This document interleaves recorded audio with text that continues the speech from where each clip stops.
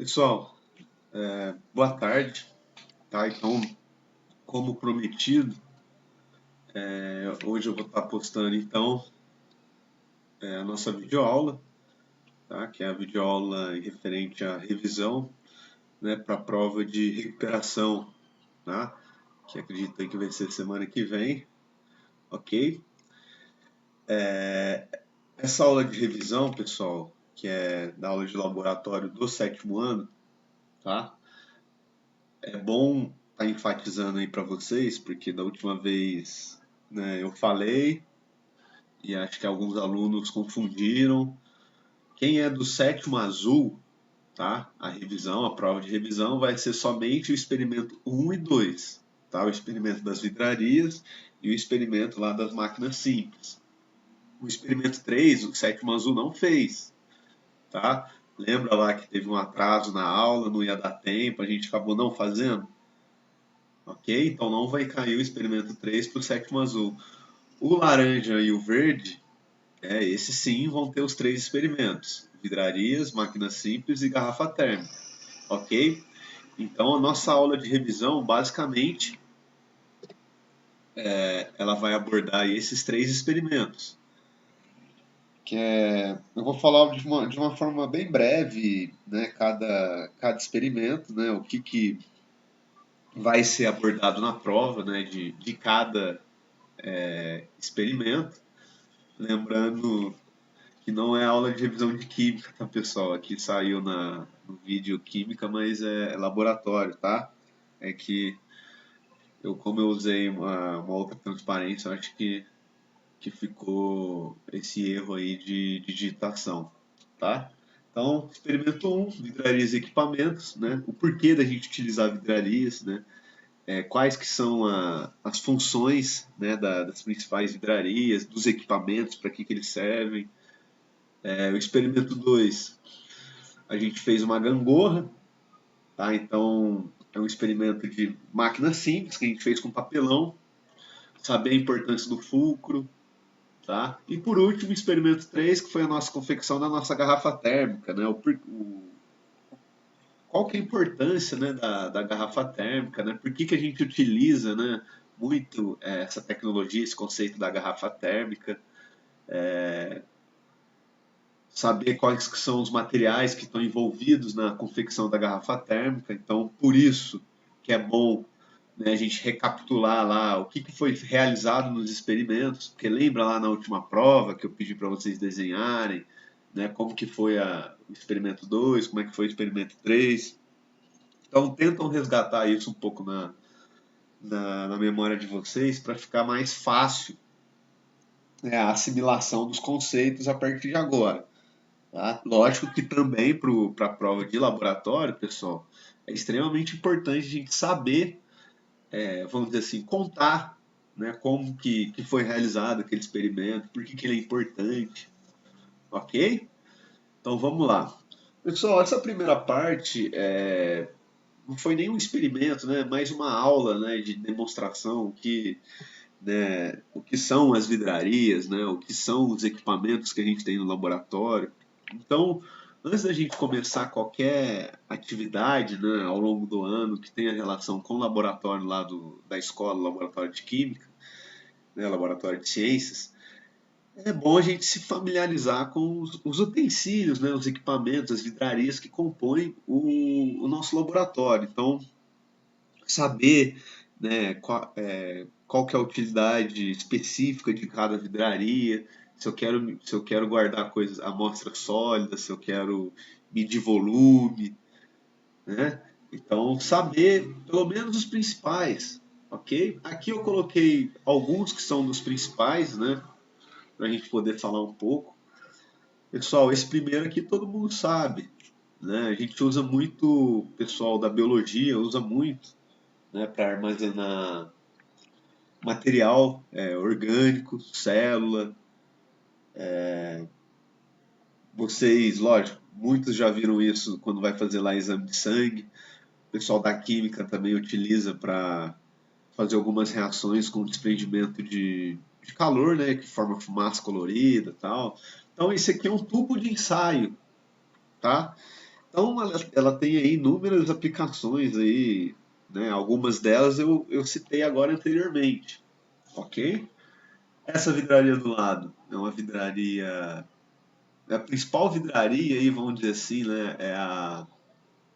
É o abre-alas aí da galera da química, tá? Então esse aqui é um copo de vidro, né? Denominado Becker, tá? Não se importem com a questão do nome, de saber escrever o nome.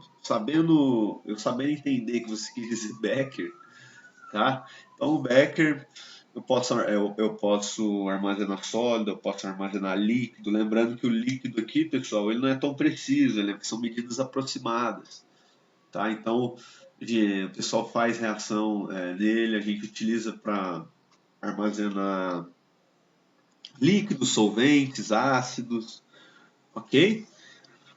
Esse aqui do lado, pessoal, já é uma proveta. Tá? Essa proveta aqui, ó, reparem que ela tem uma graduação, né? Ou seja, ela tem medidas aqui, ó, precisas, né? O nome já diz, é uma graduação. Então, eu posso ser de 1 em 1, de 5 em 5, tá? Geralmente a gente tem lá muito no laboratório de 50 ml, tem de 100, ok? Aqui é para a gente armazenar líquidos, tá? Então, se eu falar para vocês, ó, me vejam 10 ml de álcool. Você vai pegar uma proveta de 50 ml ou um becker de 100 ml? Mais adequada é a proveta de 50 ml, porque aí ela vai ser mais precisa, ela tem graduação. O becker ele não tem graduação, ele vai ter uma marca só de 100 ml e acabou, sendo que a proveta ela vai variando de 5 em 5, ou de 10 em 10, ou de 1 em 1, ok? Por último aqui, mas não tão importante aí na nossa saga aí de vidrarias de laboratório, a gente tem o balão de fundo. Esse aqui é o balão de fundo redondo, né? Ele não fica em pé na bancada, ele tomba. Por isso que fala fundo redondo. Aqui é mais para ele se acoplar em alguma manta, que aí tem algum. Você coloca soluções aqui, sólidos, líquidos, e assim essas soluções aqui sólidas e líquidas elas vão esquentando, né, até a evaporação de um gás. Você pode canalizar esse gás, tá? Você pode pôr um tubo de um condensador aqui, ok? Essas então são algumas das vidrarias, né, que são importantes, tá? Então, igual eu falei anteriormente, antes de iniciar qualquer experimento no laboratório químico, é importante familiarizar-se com os equipamentos disponíveis, conhecer seu funcionamento, indicação de uso e a maneira correta de manuseá-lo.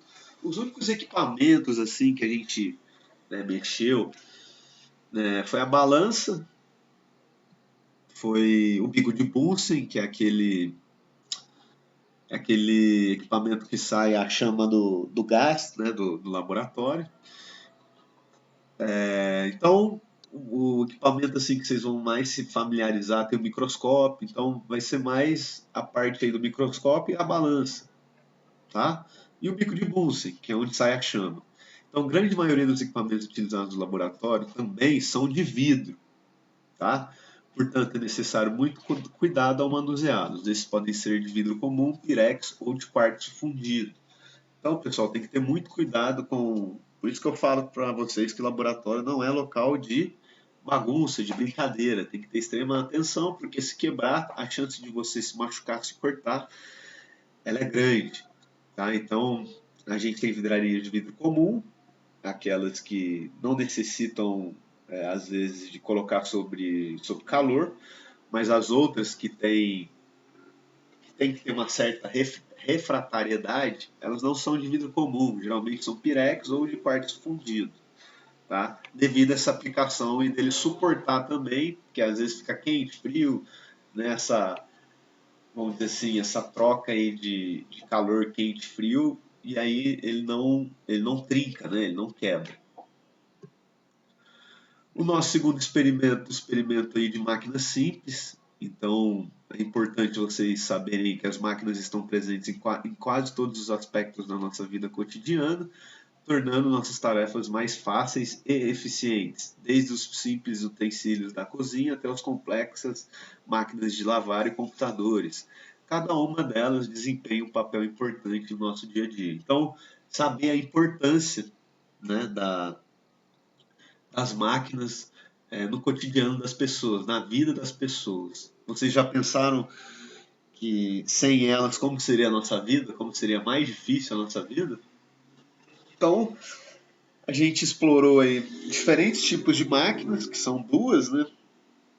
Entender como elas funcionam e descobrir os princípios científicos que as tornam tão úteis. Então, os objetivos do experimento. Ah, professor, qual foi o nosso experimento? Então, para quem faltou o nosso experimento, a gente confeccionou, a gente projetou uma máquina simples baseada numa gangorra, né? A gente fez de papelão, onde a gente tem o fulcro, né? Que é o eixo principal da máquina, tá? E aí ele funciona como se fosse uma gangorra mesmo. Então, os objetivos, então, reconhecer os diferentes tipos de máquinas presentes no dia a dia, compreender os princípios de funcionamento das máquinas, simples, analisar como as máquinas facilitam e otimizam o trabalho humano. Então, saber que os tipos de máquinas elas podem ser classificadas em máquinas simples ou composta. Então, as simples são aquelas que têm poucos componentes e são usadas para facilitar um trabalho específico. Foi a que a gente fez no laboratório, aquela máquina lá, aquela gangorra é uma máquina simples. A gente pode utilizar ela pela questão de facilitar o trabalho de levantar peso, um exemplo. Tá? Então, dentro da máquina simples, a gente tem roda e eixo, a gente tem alavanca, a gente tem inclinação. Tá? O que a gente fez é de alavanca, que é um objeto rígido que gira em torno de um ponto fixo, que é o fulcro. Então, a gente usa alavanca em muitas situações, como em gangorras e abrindo tampas. E outro tipo de máquina é a máquina composta. Essas máquinas são formadas por várias máquinas simples que trabalham juntas para realizar uma tarefa mais complexa. Exemplo: computador e o carro. O computador é uma máquina composta que usa circuitos elétricos, software para processar informações, tá? E o carro ele combina a parte mecânica de alavanca, motor, para a gente conseguir se mover com uma certa facilidade. Então, pessoal, o que a gente tem que saber do experimento 2? Saber que a gente projetou uma máquina simples, igual essa figura, a gente fez de papelão, né, no laboratório, onde a gente tem o eixo principal, que é o fulcro, ok? E é uma máquina simples do princípio de alavanca, tá? A gente viu aqui que são dois tipos, a simples e a composta, a gente fez a simples, ok? Então, esse foi o nosso experimento 2. Que aí o sétimo azul foi até então esse experimento. Agora o experimento 3 são somente o verde e o laranja. Tá? Então verde e laranja 1, 2 e 3, o azul 1 e 2. Então no 3 a gente confeccionou garrafas térmicas, lembram? Então, as garrafas térmicas são objetos fascinantes que nos ajudam a manter nossas bebidas quentes ou frias por longos períodos. Mas como isso é possível? A resposta está na forma de como as garrafas são projetadas utilizando princípios de isolamento térmico para minimizar a troca de calor com o ambiente. Vamos explorar o funcionamento das garrafas térmicas, entender os materiais que as tornam eficazes e descobrir como a ciência da termodinâmica se aplica ao nosso dia a dia. Então, em relação à confecção da nossa garrafa térmica, que a gente utilizou garrafas PET, utilizou papel alumínio, aquele papel, tipo um papel de jornal, né? Aquele papel manteiga, fita, para a gente, né, colar tudo.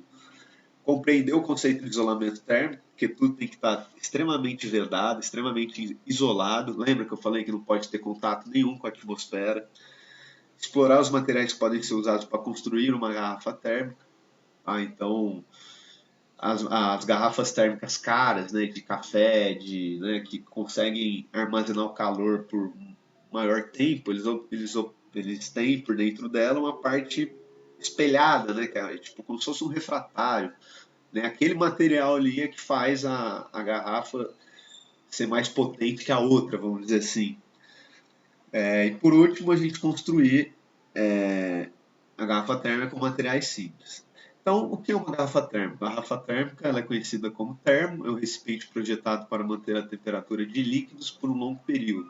Ele pode manter bebidas quentes e bebidas frias, permitindo que você aproveite sua bebida na temperatura ideal. Menos horas depois, mesmo horas depois de prepará-la. Então,